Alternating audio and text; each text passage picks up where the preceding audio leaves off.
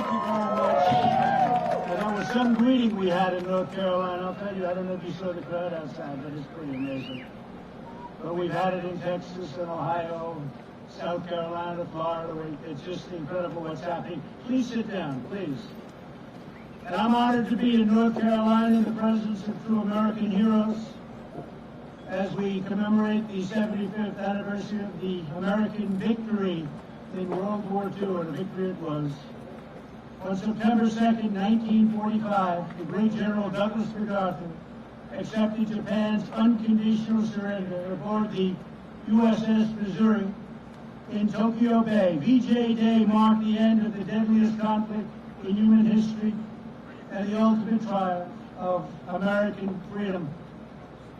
It was a big day. It was a great triumph, a great country, and our country is greater than ever before. That's what's happening, and that's what it is. We're a greater military than we've ever had before. We're deeply moved to be joined this afternoon by World War II veterans, all of whom I've met, all of whom are tough. I don't want to mess around with any of them, I'll tell you right now. Whose blood, sweat, grit, courage, and unfailing devotion made that epic victory possible. These brave Americans raced into the fires of hell to vanquish tyranny, dethrone fascism, and defend the American way of life. You've earned the eternal and undying gratitude of all Americans, and that's why I'm here today. I wanted to be with you. You know what I'm talking about, don't you? We had a good time a little while ago, right over at the Oval Office, Congressional Medal of Honor. We're privileged to be joined as well by veterans from every generation, including a number of wounded warriors. We stand in awe of your service. I can say that. So respect, so love. We are in awe. Joining us for this commemoration, our Secretary David Bernhardt. Secretary, where's David? Thank you, David, very much for being here.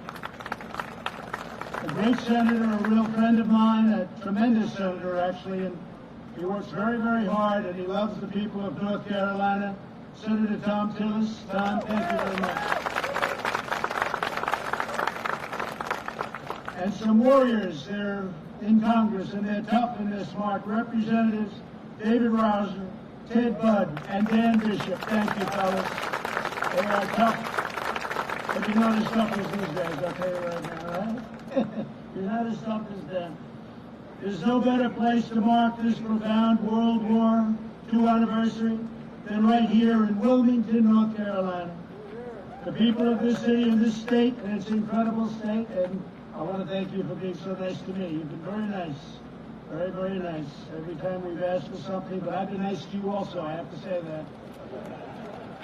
But you made the extraordinary contributions to the war effort. That's North Carolina made this extraordinary contribution, and so many. Nearly 2 million American servicemen trained for combat in North Carolina, more than any other state. Wow, that's pretty good, isn't it, huh?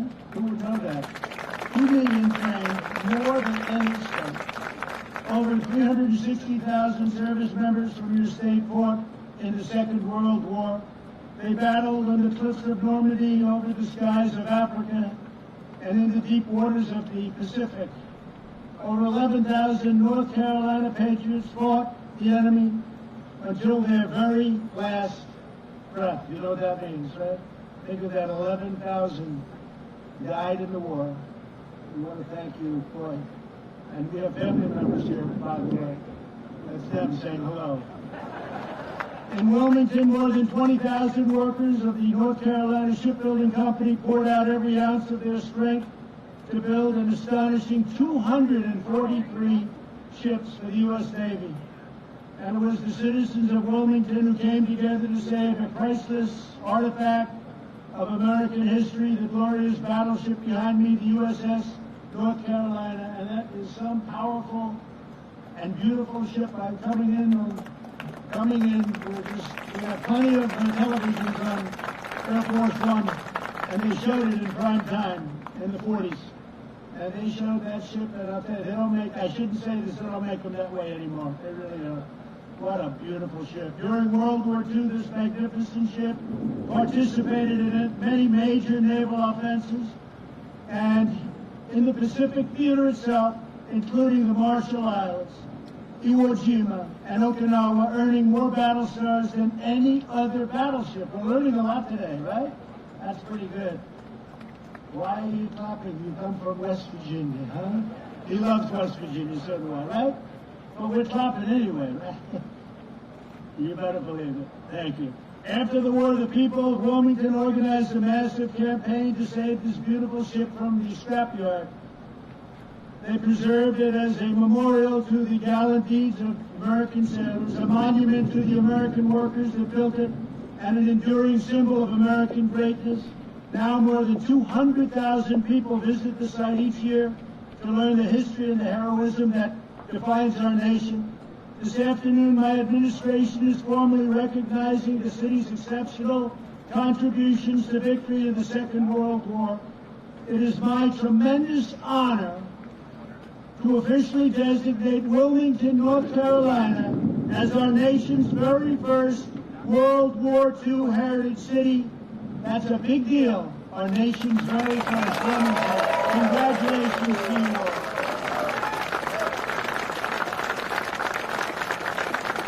And God is saluting you up there, I tell you. We may have to go a little quicker than I thought, right?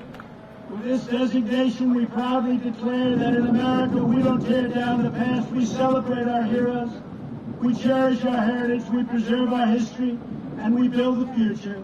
This mighty vessel and this magnificent town will forever tell that story with this designation. So I want to just congratulate North Carolina and Wilmington. That's a fantastic thing. I want to thank Senator Tillis and Congressman Rouzer. Stand up, please. In between the lightning bolts. For their work to make this day possible. Thank you, Thom. Thank you, fellas. Great job. And let me also thank retired Navy Captain Wilbur Jones, who has championed the cause of World War II heritage cities. Wilbur, thank you. Thank you, Wilbur. Great job. Great job. So, Wilbur, you know a lot of people wanted this, right? So you are just a tough cookie. You got it. Number one in the nation. I want to thank Wilbur. That's great. I also want to recognize several of the heroes who saved American freedom. And I've known some of them since I've been in office. I've seen them. And there they are. Here today is my good friend who I just left, and he was in the Oval Office with me at the White House, Woody Williams. 75 years ago, Woody showed fearless courage as a Marine in the Battle of Iwo Jima. You are amazing. I promised him I would not tell that he's 97 years old, I promise. I'll tell you, he's 100% sharp. He's 100% sharp. I know a 78-year-old that's not so sharp, and he's 97, and he's 100%, because it has nothing to do with that. 78's young. Depends who's 78, that's all. He's 97. I said, man, you are something. And physically in great shape. He braved a torrent of hostile fire while destroying one enemy machine gun position after another, knocked them out one after one for his daring actions. President Truman, think of that, awarded Woody the Congressional Medal of Honor, the highest in our land.